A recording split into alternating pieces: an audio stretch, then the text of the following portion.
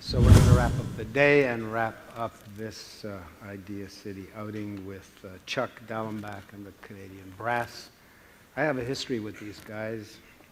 They played recently in the concert lobby at 96.3, but long before that, in the earliest days of City TV and before television had stereo sound, the boys collaborated with me and Chum FM to do the first television stereo broadcast in Canada, a simulcast, and I've never forgotten them since. They've been pals, and they are here to see this great Idea City '08 out in fine style, the Canadian Brass.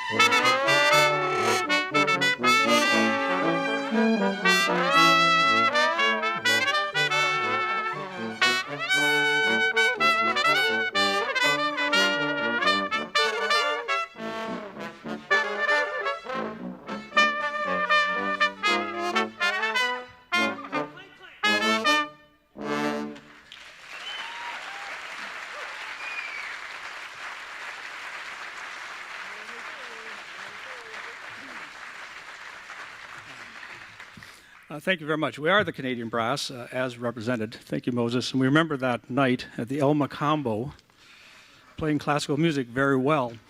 Now, Bach has been a central composer for us, and we'd like to play a very special piece that features two trumpets on this Air pour les trompettes.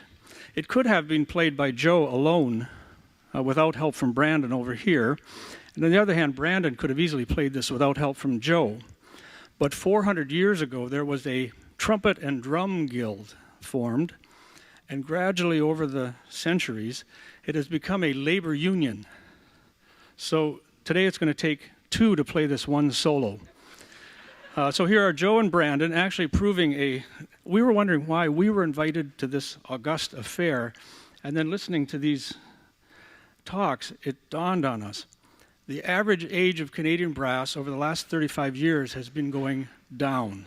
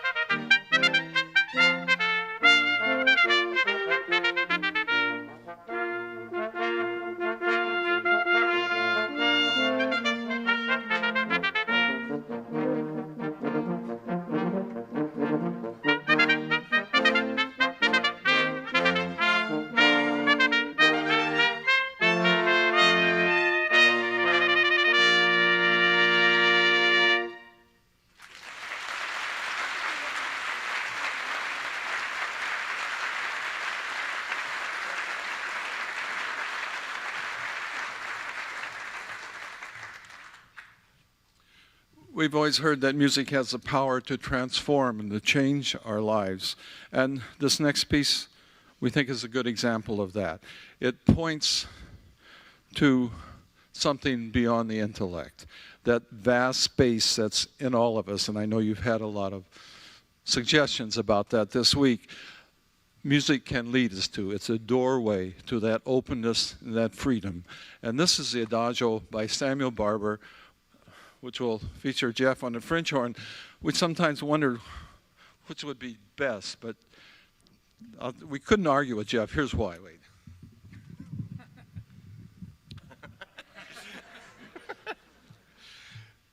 My point in the argument, I'd call it a discussion, was that the more beautiful a piece of music is, the more obvious that it should feature the French horn.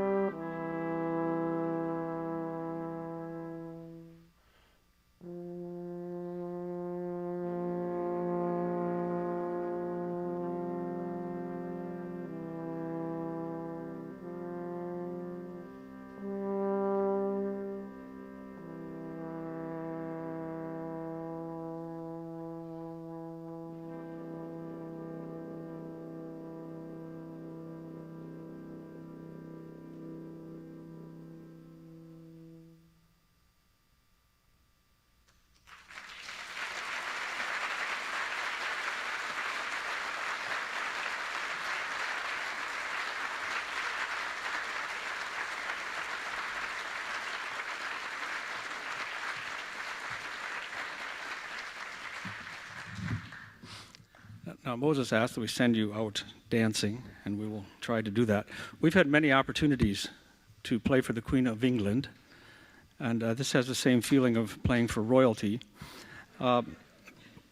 This might happen to you. Living in a former Commonwealth country, as we all do here today, the phone rings, it's her again, insisting that we play a command performance. And we didn't know what that would entail. We were quite eager to find out. Hopefully you've seen one of these in real life, if not at least on television. The first thing that happens in a command performance, everybody has to be in place. Performers on stage, the audience has to be in place. And the Queen looks in. You'll see the door open. She looks in. If everybody's not there, the door closes again. I don't know what she's doing in the hall, probably pacing up and down. They've been trying to quit for 300 years. Well, when she comes in, her first official duty is to unfurl the royal crest. And we've all heard the term royal blue since childhood. But when you see the depth of that color offsetting that gold crown, it's truly gorgeous. It looks just like the Seagram's logo. It's beautiful. Well, we went ahead and played for her, and it still felt like a concert. And at the end, she came right up to us, and she said, "You are probably wondering what the difference between a command performance and a concert is." Apparently, we had been projecting that question. She said, "For a command performance, you simply don't get paid." We didn't know what to say to her at that point, and suddenly Jean blurted out, "God bless America."